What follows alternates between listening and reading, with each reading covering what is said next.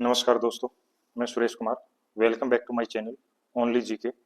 दोस्तों, आज की वीडियो में हम जीके जीएस के 50% करेंगे और ये सभी क्वेश्चंस आने वाले एग्जाम्स के लिए काफ़ी इंपॉर्टेंट रहने वाले हैं। ये हर लेवल के एग्जाम्स, चाहे वो एसएससी, पुलिस या किसी भी लेवल का एग्जाम हो, जीके के लिए काफ़ी इंपॉर्टेंट हो सकते हैं।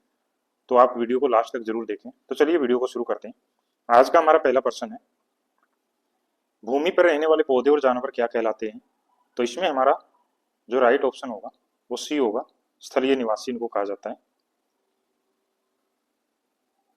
प्रश्न नंबर 2 है, वह जोड़ जहां गर्दन सिर से मिलती है तो उसको क्या कहा जाता है? तो इसमें हमारा जो राइट ऑप्शन होगा वो ए है, ये पिवटल जोड़ होता है। प्रश्न नंबर 3 है, इनमें से रोग पैदा करने वाला सूक्ष्म जीव है। तो रोग पैदा करने वाले जो सूक्ष्म जीव होते हैं उनको क्या कहा जाता है? इसमें हमारा राइट ऑप्शन बी होगा, इनको रोगाणु कहा जाता है। प्रश्न नंबर 4 है, दूध इनमें से किसका उदाहरण है? तो दूध किसका एग्जाम्पल है? तो इसमें हमारा जो राइट ऑप्शन होगा वो डी होगा, इमल्सन। प्रश्न नंबर 5 है, बेकिंग सोडा का सूत्र है, यानी कि बेकिंग सोडा का जो रासायनिक सूत्र है वो कौन सा होता है?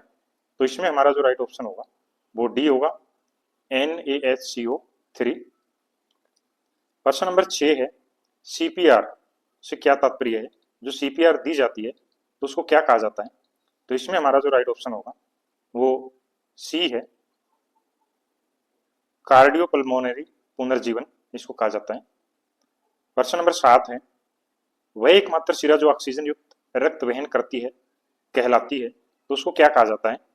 तो इसमें हमारा जो राइट ऑप्शन होगा ऑप्शन ए, पल्मोनरी शिरा इसको कहा जाता है। प्रश्न नंबर 8 है, मधुमेह जो कि एक बहुत ही सामान्य विकार है संबंधित होता है, तो मधुमेह जो बीमारी है वो किससे संबंधित है? काफी बार ये प्रश्न पूछा गया है।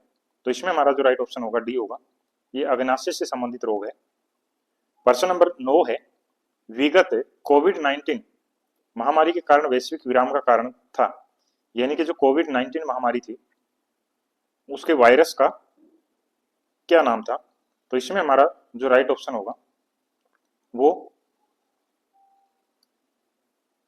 सी, SARCCOV2।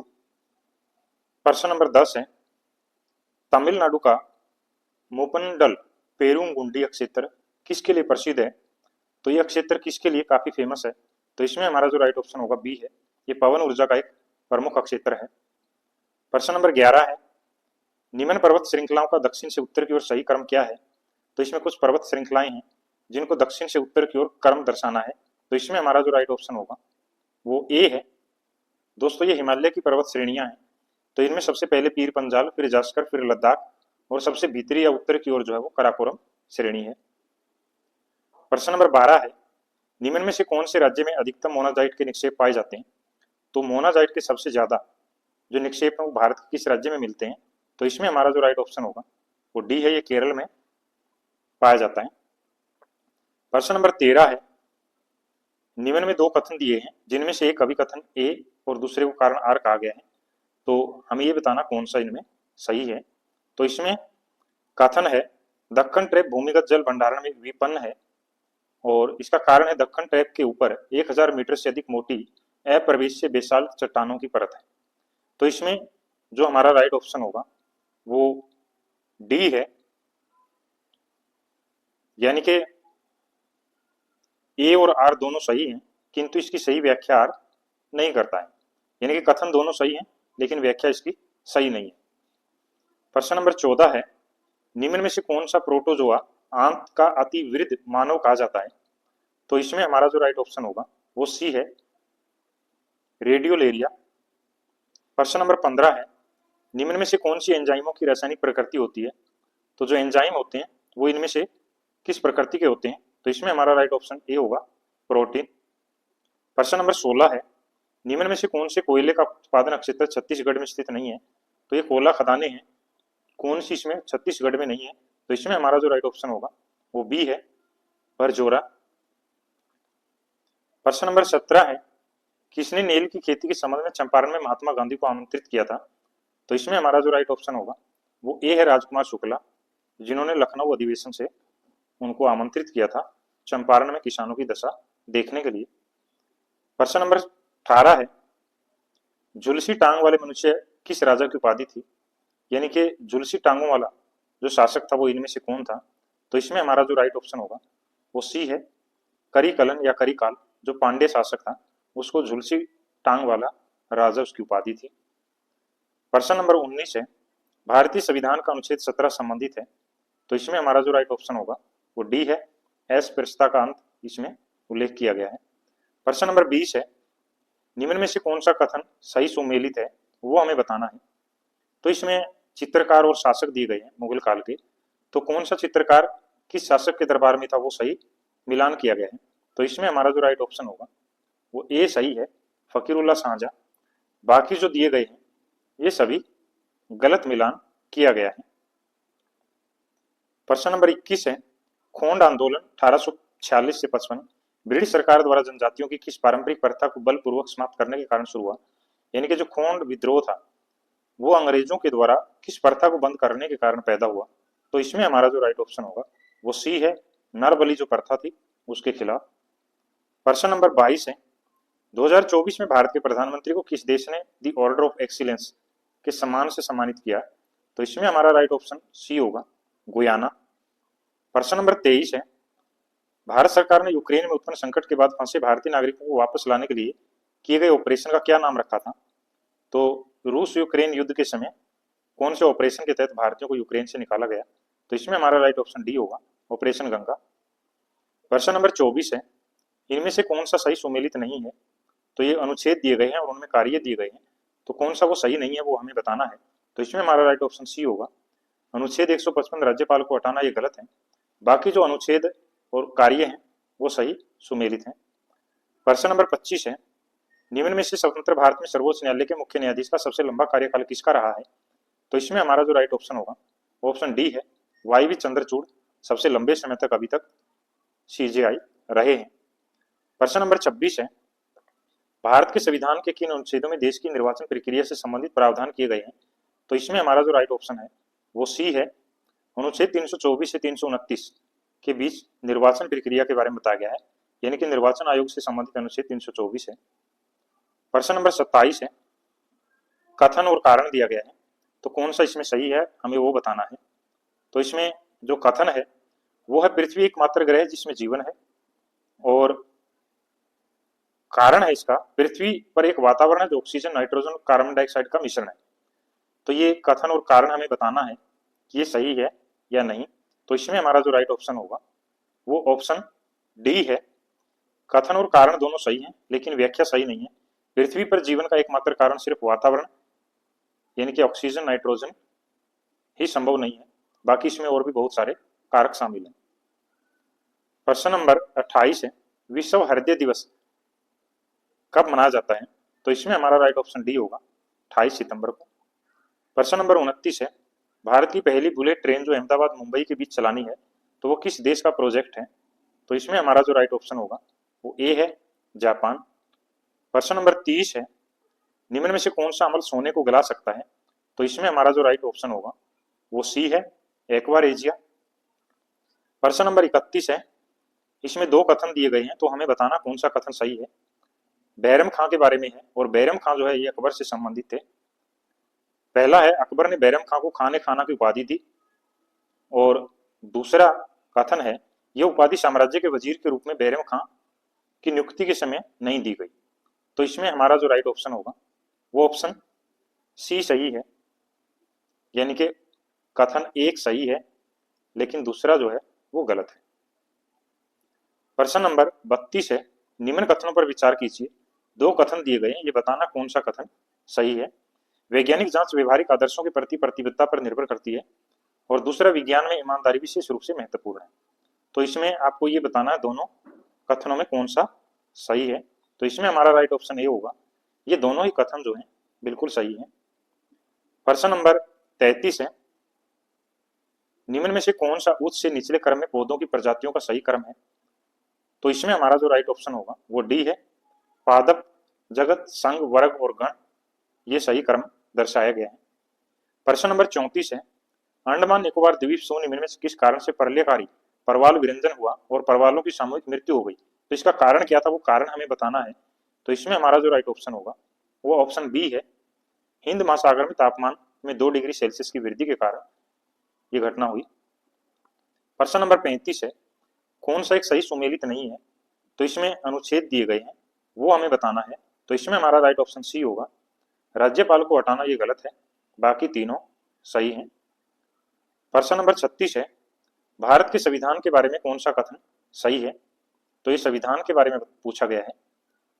तो इसमें पहला कथन है, राष्ट्रपति संसद के किसी भी सदन का सदस्य नहीं होगा, और दूसरा है, संसद राष्ट्रपति और दोनों सदनों से मिलकर बनेगी। तो दोनों ही कथन ये बिल्कुल सही है, तो हमारा राइट ऑप्शन ए होगा। प्रश्न नंबर 37 है, निम्न कथनों पर विचार कीजिए। भारतीय संविधान में कोई संशोधन लाने का उपक्रम किया जा सकता है, यानी कि कोई भी संविधान जो संशोधन बिल लाया जाता है उसके बारे में ये नीचे प्रावधान है। तो कौन सा इसमें सही है वो बताना है। तो इसमें हमारा जो राइट ऑप्शन होगा वो बी होगा, ऑप्शन बी, यानी कि कथन 1 और 2 सही है। प्रश्न नंबर 38 है, भारत के निर्वाचन आयुक्त के बारे में कौन से कार्य हैं? यानी कि भारत का जो निर्वाचन आयुक्त होता है उसके क्या कार्य होते हैं उसके बारे में ये कथन दिए गए हैं। लोकसभा के अध्यक्ष और उपाध्यक्ष तथा राज्यसभा के उपसभापति के पदों के लिए निर्वाचन करवाना, और दूसरा है नगर पालिका और नगर निगमों के लिए निर्वाचन करवाना। तीसरा है उपयुक्त निर्वाचन से उत्पन्न सभी संदेहों और विवादों का निर्णय करना। तो इनमें से कौन से कथन या कार्य जो है निर्वाचन आयुक्त के बारे में सही है वो हमें बताना है। तो इसमें हमारा जो राइट ऑप्शन होगा वो डी है, ऑप्शन डी, यानी कि कोई भी कथन जो है तीनों में निर्वाचन आयुक्त के बारे में सही नहीं है। प्रश्न नंबर 39 है, निम्न में से कौन सा एक सही सुमेलित नहीं है? ये 3-4 समितियां दी गई हैं, तो उस समिति के द्वारा कौन सा प्रावधान नहीं किया गया या उसका जोड़ा गलत है वो हमें बताना है। तो इसमें हमारा जो राइट ऑप्शन होगा वो ऑप्शन सी है, संथानम समिति पंचायती राज वित्त से संबंधित नहीं है, बाकी ये सभी सही सुमेलित है। प्रश्न नंबर 40 है, निम्न में से कौन सा जैविक अनुक्रम की प्रावस्थाओं का सही क्रम है? तो जैविक अनुक्रम के बारे में जो सही होगा वो ऑप्शन डी है, प्रवास, आस्थापन, प्रतिक्रिया और स्थिरीकरण, ये सही अनुक्रम होगा। प्रश्न नंबर 41 है, इसमें कथन और कारण दिए गए हैं, वो हमें बताना है। कथन है, सापेक्षिक आर्द्रता वायु के तापमान में वृद्धि के साथ घटती है। इसका कारण है, वाष्पीकरण में वृद्धि के साथ निरपेक्ष आर्द्रता में वृद्धि होती है। तो इसमें हमारा जो राइट ऑप्शन होगा वो ऑप्शन ए है, यानी कि ए और आर दोनों सही हैं, लेकिन ये सही व्याख्या नहीं करता। प्रश्न नंबर 42 है, निम्न में से कौन सा सही सुमेलित है? तो इसमें हमारा जो राइट ऑप्शन होगा वो बी होगा, ऑप्शन बी, पाइक्नोक्लाइन सागरीय जल घनत्व, ये सही सुमेलित है। प्रश्न नंबर 43 है, निम्न में से एल्यूमिनियम संयंत्र और राज्य कौन सा जोड़ा सही नहीं है वो बताना है।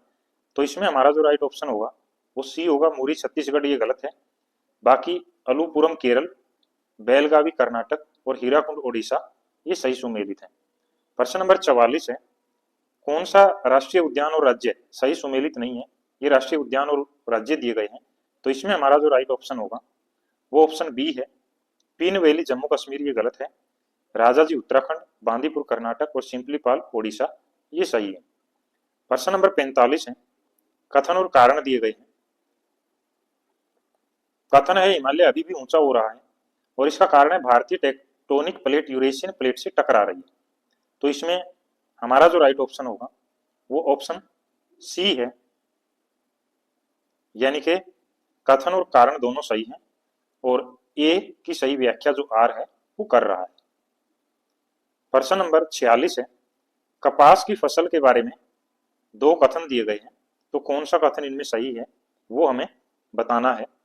पहला, कपास मुख्य खरीफ फसल है, और दूसरा है, कपास के उत्पादन के लिए वार्षिक 50 से 75 सेंटीमीटर की मध्यम वर्षा की आवश्यकता होती है। तो इसमें हमारा जो राइट ऑप्शन होगा वो ऑप्शन ए है, दोनों ही कथन कपास की फसल के बारे में सही है। प्रश्न नंबर 47 है, इसमें 2 कथन और कारण हैं। कथन है, लाल मृदा भारत के दूसरे सबसे बड़े मृदा समूह को दर्शाती है, और कारण है लाल मृदा काली मृदा को दक्षिण पूर्व और उत्तर दिशाओं से घेरे हुए। तो इसमें हमारा जो राइट ऑप्शन होगा वो ऑप्शन सी है, यानी कि ए और आर दोनों सही हैं लेकिन इनकी व्याख्या सही नहीं है। प्रश्न नंबर 48 है, रुद्रम 2 मिसाइल के बारे में दो कथन दिए गए हैं, तो कौन सा कथन उसके बारे में सही है? तो इसमें हमारा पहला ये हवा से हवा में मार करने वाली मिसाइल है और दूसरा इसका परीक्षण मई 2024 राजस्थान में किया गया था। तो इसमें हमारा राइट ऑप्शन बी होगा। ये दोनों ही कथन रुद्रम के बारे में गलत दिए गए हैं। प्रश्न नंबर 49 है, निम्न युग्मों दक्कन ट्रैप के बारे में कौन सा सही सुमेलित नहीं है? तो इसमें हमारा जो राइट ऑप्शन होगा वो ऑप्शन बी है, यानी कि मध्य ट्रैप की ऊंचाई मोटाई 1200 मीटर, ये सही है। निम्न ट्रैप की मोटाई 150 मीटर, ये भी सही है। और ऊपरी ट्रैप की मोटाई 450 मीटर, ये भी सही है। ट्रैपों के मध्यवर्ती तल सागरीय पादपों और जंतुओं के अवशेष, ये गलत है, ये इसमें सही नहीं है। प्रश्न नंबर 50 है और आज का अंतिम प्रश्न। दोस्तों आपसे एक रिक्वेस्ट है कि वीडियो को लाइक करें और चैनल ओनली जीके को सब्सक्राइब जरूर करें। इसके ऊपर आपको हर लेवल के एग्जाम के लिए जीके जीएस के काफी शानदार प्रश्न मिलते रहेंगे, तो वीडियो को जरूर देखें। प्रश्न नंबर 50 है, इसमें कथन और कारण दिए गए हैं। कथन है, द्वितीय विश्व युद्ध के दौरान खोजी गई जेट धाराएं ऊपरी वायुमंडल में चलने वाली पूर्वी तेज प्रवाही हवाएं हैं। तो दूसरा है कारण इसका, जेट धाराओं की प्रवाह गति 300 से 500 किलोमीटर प्रति घंटा है। तो इसमें हमारा जो राइट ऑप्शन होगा दोस्तों वो है बी। इसमें ए गलत है लेकिन आर जो है वो सही है। धन्यवाद।